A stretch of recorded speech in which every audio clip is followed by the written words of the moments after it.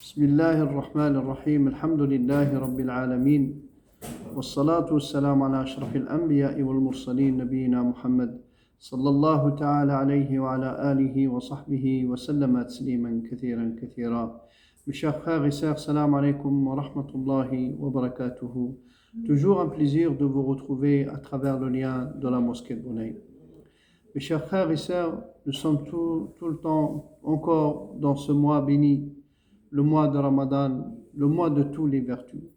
Un conseil pour les frères et les sœurs, n'hésitez pas à la lecture du Coran, mudarasat al-Coran, essayez d'apprendre les causes de la révélation, les versets, le tafsir. Essayez un peu d'approfondir un peu votre connaissance vis-à-vis du Coran, la parole d'Allah Azza wa Jal par excellence. Et n'hésitez pas, mes chers frères et sœurs, un peu de bien dans ce mois béni, un peu de clémence envers les pauvres, un peu de nawafil, les surrogatoires, n'hésitez pas. Et surtout pour ceux qui peuvent, les hommes qui peuvent assister salatul jama'a, il ne faut pas hésiter. Et le jeûneur, le meilleur des jeûneurs, c'est celui qui a su préserver sa langue, préserver son nuit, préserver ses membres, de tout ce qui est blâmable. Il a passé sa journée en invoquant Allah, en lisant, en apprenant sa religion.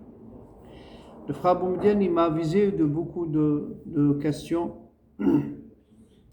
Et ce sont des questions qui se répètent tous les ans. Chaque fois qu'il y a le Hajj, les gens ils posent des questions par rapport au Hajj. Et à chaque fois qu'il y a Ramadan, les gens ils posent des questions c'est ce qui est légitime et c'est ce qui est bien auprès d'Allah Azza wa Jal. Est-ce qu'on peut mettre le parfum?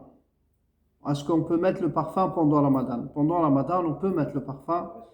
Il n'y a aucun texte qui l'interdit.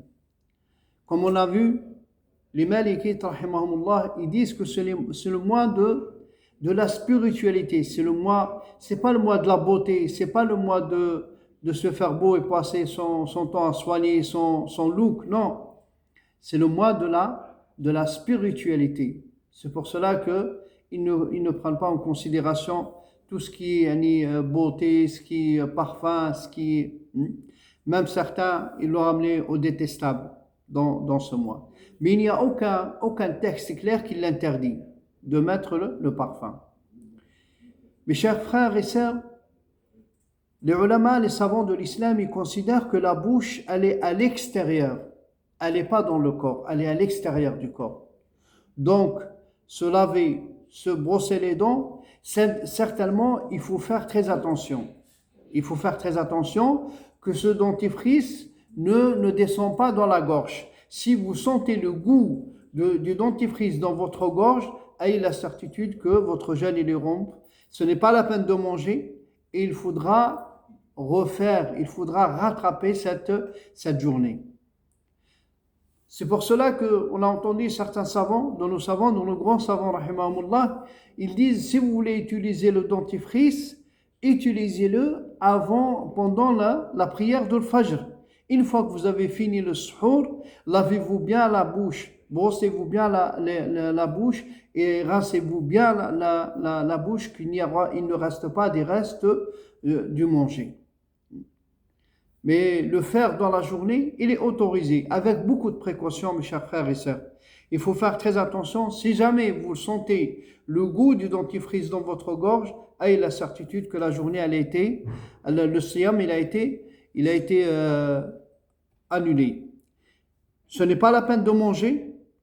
Il ne faut pas croire, ça y est, le siyam, il est annulé, ça y est, je dois manger, Non. Je dois aller continuer mon jeûne, mais cette journée-là, elle est à rattraper. Et beaucoup de frères, beaucoup de sœurs, ils posent la question par rapport aux pommades, il y a certaines pommades anti-inflammatoires, ils ne sont pas autorisés. Certaines, elles sont autorisées. Vous demandez aux médecins, vous avez une certaine pommade anti-inflammatoire qui pénètre dans elles sont très fortes. Cela, elle a été dit par les savants, elles ne sont pas autorisées à utiliser pendant Ramadan. Si c'est juste pour masser, une pommade pour masser, allez, celle-là, elle est autorisée.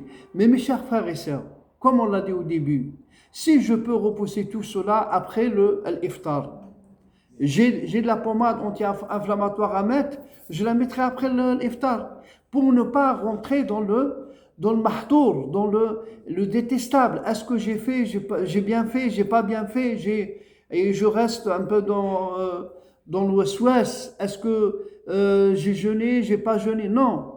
Essayez. Tant qu'il y a la possibilité, vous pouvez repousser après Salat al-Maghrib, c'est préférable. C'est préférable. Si vous ne pouvez pas, et si c'est important, et si c'est un problème de santé, la santé de l'être humain, elle est mise en avant. C'est pour cela, dans Maqasid al-Sharia, dans le raisonnement de la Sharia, de la jurisprudence musulmane, c'est de faire passer le bien-être de l'être humain. والشريعة لا تتعارض مع مصالح الناس أبدا. La Sharia ne rentre pas en contradiction avec le bien-être de l'être humain ou sa santé. C'est pour cela, si on peut repousser tout cela après Salat al-Maghrib, il est préférable. Si on ne peut pas, il faut voir la matière qu'on a utilisée. Est-ce qu'elle amène à annuler le jeûne ou elle ne l'amène pas? À ce moment-là, on voit, et puis il est préférable de rattraper cette journée après le Ramadan. Tout ce que il peut gêner un peu, ou il peut mettre dans le mal-être par rapport à mon jeûne durant le mois de Ramadan, il est préférable, mes chers frères et sœurs, de le laisser, si c'est possible. Si c'est possible, le laisser après Salat al-Maghrib. S'il y a un médicament impératif à prendre dans la journée, ou s'il y a des choses impératives à faire dans la journée de Ramadan, Allah Azza wa Jalla ne nous l'a pas interdit, et Allah subhanahu wa ta'ala en aucun cas il nous a dit de se mettre en danger par rapport à sa santé. On demande à Allah Azza wa Jalla qui nous donne le tawfiq, la permission divine de jeûner dans les meilleures conditions, et on demande auprès d'Allah Azza wa Jalla que notre jeûne soit accepté, et tout ce qu'on peut faire comme bonne action, n'hésitez pas à faire les bonnes actions, mes chers frères et sœurs, durant ce mois béni. On demande à Allah Azza wa Jalla par sa grâce, sa miséricorde, que ça soit accepté auprès de lui, et que Allah subhanahu wa ta'ala yutaqqal biha mizanuna yawm al-qiyamah. Barakallahu fikum, wassalamu alaikum wa rahmatullahi wa barakatuh.